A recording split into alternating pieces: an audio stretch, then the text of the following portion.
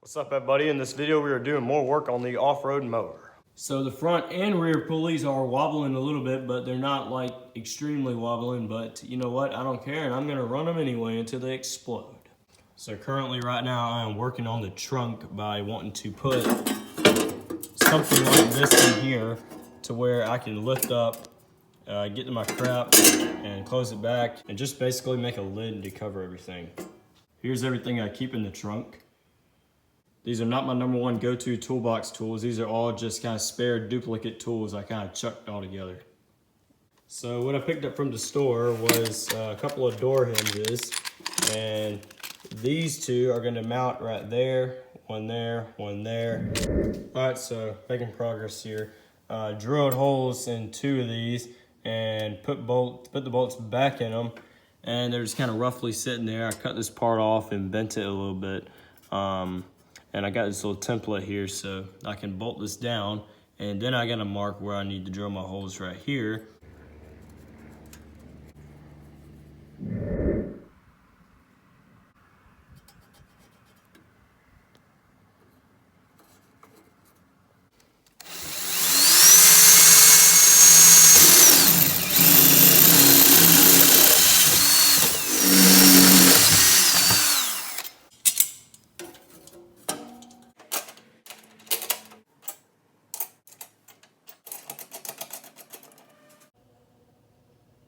All right, so just got done tightening down all the bolts, and now we have a fully functioning lid. So for those of you who don't know, this pulley is not running true. So with some tape right there, I've marked the high spot, and I'm gonna remove this pulley and smack it out with a hammer until it's straight. All right, so I got the pulley off, and this side means this side is too low.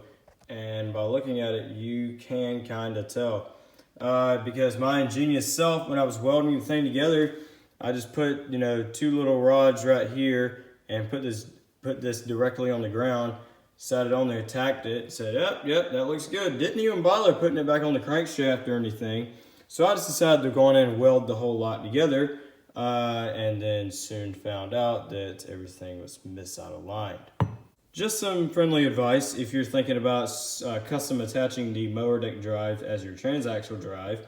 Number one, use a hole saw when you cut this off, so you cut the top off and bottom off, so you can have two separate pulleys. Now second, when you go weld your pulley on top of here, number one, be sure everything's flat and square. But number two, weld this pulley like about right here.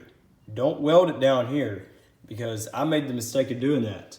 Because, well, you can't really see it in here. Well, now you can see, but what I'm saying is that, well, I grinded it down now, but before there is a lip right there that the crankshaft hits, and that, stops this cylinder thing from going up any further. And if you weld the pulley too low, then your belt's gonna be out of alignment, so you're gonna have to be like me and grind that crap down, which was not a very fun task to do. If you weld it up here, all you gotta do is just stack washers right here and make this come down. That's all you gotta do. So I just got done trying to hammer on this thing by holding a piece of wood, putting it right here, smacking it with a hammer. Obviously two hammers. So I think I got it pretty somewhat straight-ish. So I'm gonna kind of put it back on and see how it is.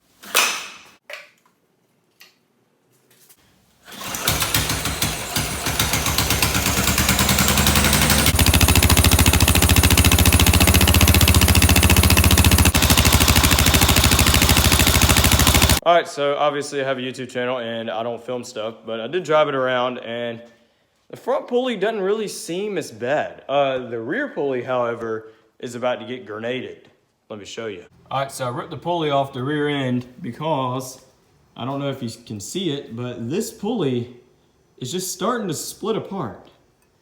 Here's a little bit better look, but it was like this side was like much higher, and it was all cocked over like this.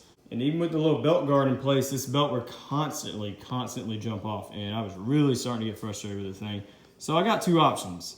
I can either A, weld the inside of here and hopefully eliminate this problem, or I can get this spare pulley here, which is also the same kind of pulley that I use to make my pull starter, but this one's on this side of the deck, This is a 5-inch pulley. This is a 4-inch pulley.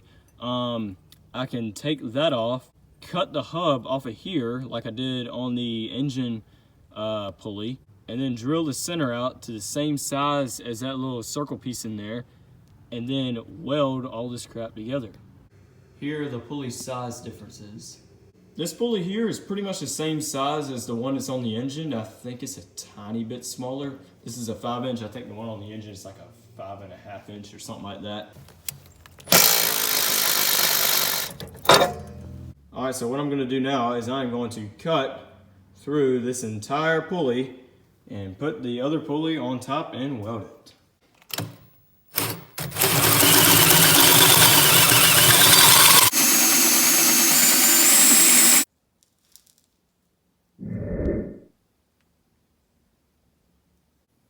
All right, so now since I got the thing cut off, I went through and smoothed everything out and test fitted it, make sure it runs true, and it does.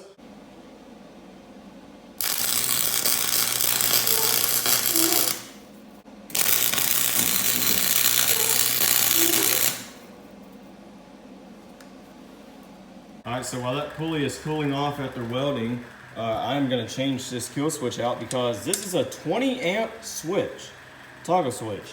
And this thing already broke. And it's been broken before. The bottom broke out when I was screwing the wires in. This thing pulled out when I was just barely tightening it with a wrench. I mean, pretty much just finger tight, this thing broke.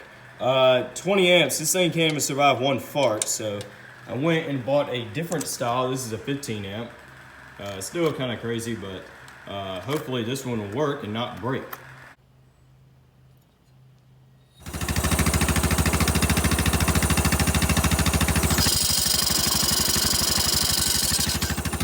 All right, so I have no way of filming this stuff, but I drove it through the woods and the belt friction is so much better.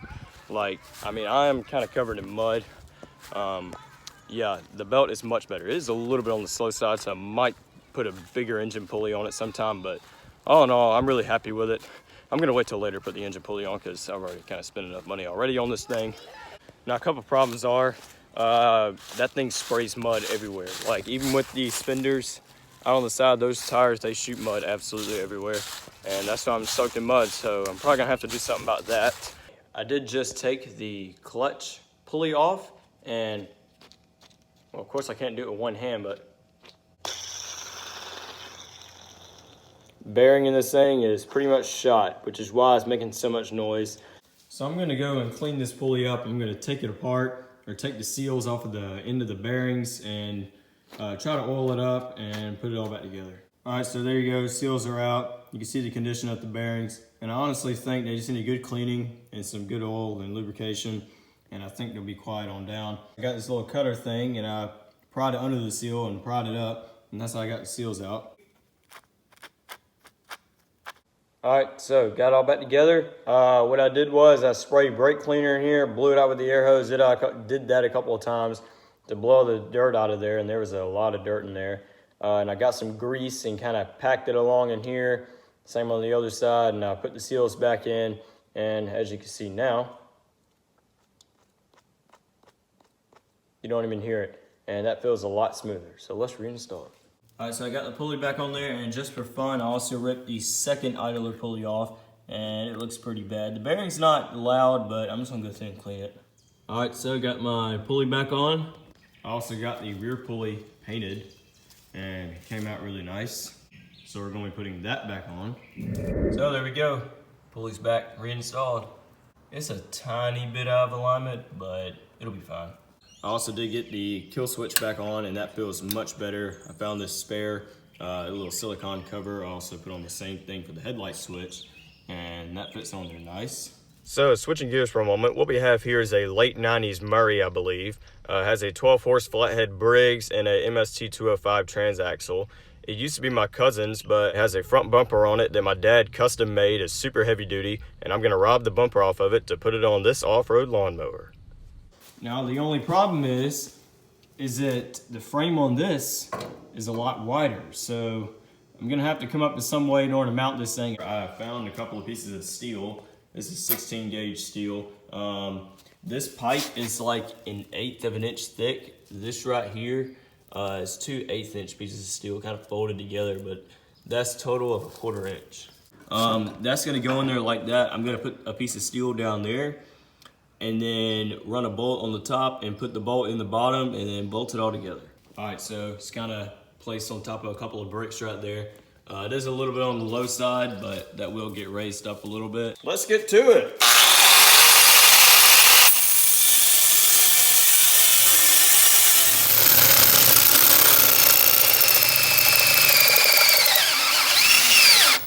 Look at this girl. She blends in perfect with the table. All right, so I got those pieces cut out, just kind of halfway bolted back in place. Have them both sides. I got this as centered as I possibly could, and I marked on the inside of there where I need to drill my holes at, and I use this stuff here. All right, so the bumper is on. It's not firmly bolted down, it's just kind of strategically placed in there. I'm going to get everything bolted down firmly first, make sure everything's good, then I'm going to take it back all apart and paint it.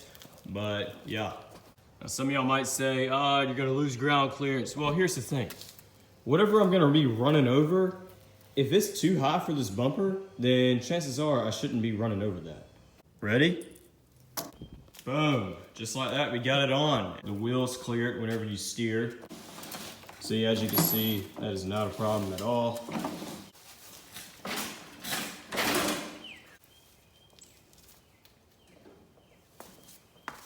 Yeah, this thing's solid. Here's a real quick look with the hood on. I think it has a really cool look to it. And even when you take the hood up like this, it clears perfectly. It doesn't stick out too far, it isn't way too low, or anything like that. It doesn't look completely stupid and retarded. It's pretty flush and even on both sides. All that's left really is making something in the back, to make that a little bit stronger. I do have this top part right here, and yeah, it's super strong as well, but I do need to make something where the transaxle is, so that'll be in another video sometime soon. So to conclude this video, I will be killing all these ants and painting this bumper.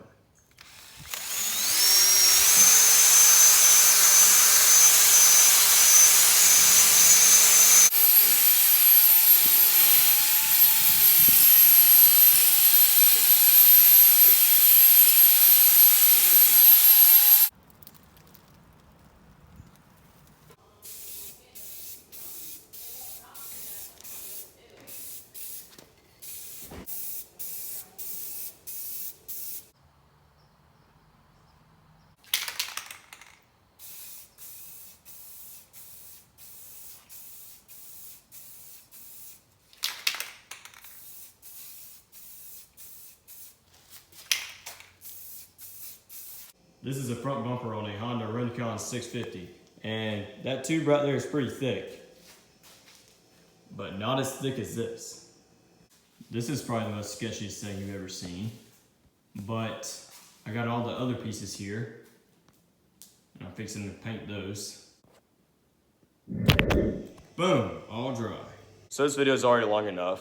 Next video we're going to be attacking another major thing, and that is brakes. It still has no brakes at all.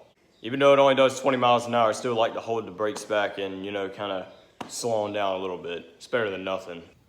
Just like that. Got the bumper on. Looks really good. There you go with the hood on. Looks pretty good. And yeah, so I hope you liked this video. If you did, click all the other buttons other YouTubers say to click. If you didn't like this video, click on thumbs down twice, because 2's better than 1, 3 more doesn't work, and y'all should see me in the next one.